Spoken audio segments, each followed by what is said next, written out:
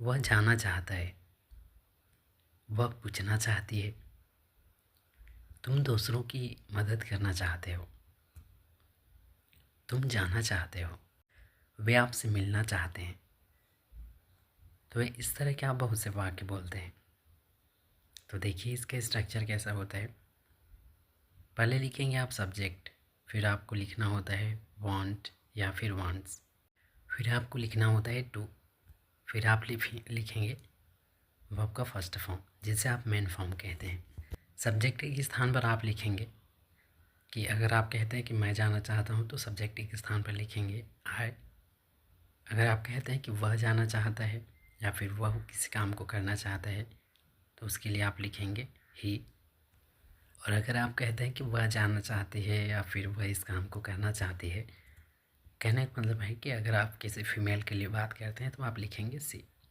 और आप ये तो जानते हैं कि जब आप ही सी इट किसी एक व्यक्ति के बारे में जब आप बात करते हैं तब आप एस लगाते हैं, तो वहाँ पर आप लिखेंगे wants, wants.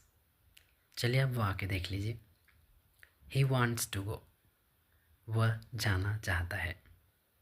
C wants to ask, वह पूछना चाहती है।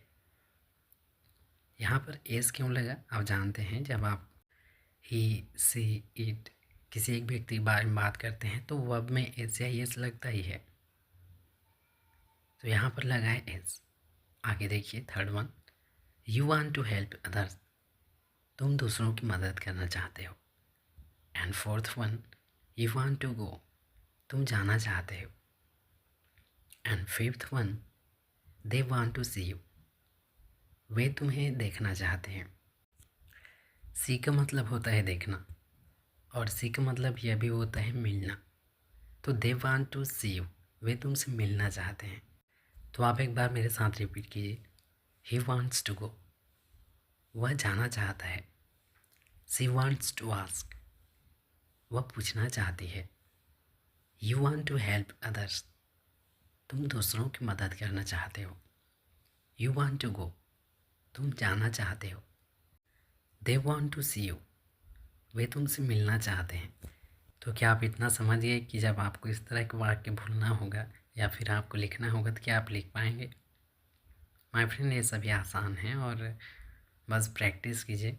तो मैं चाहूँगा कि आप इस वीडियो को पुनः देखें और इन्हें पॉज कीजिए और आप स्वयं देखिए और श्योर हुई कि आपने इन्हें समझ लिया है कि आप इस तरह के वाक्यों को बना सकते हैं।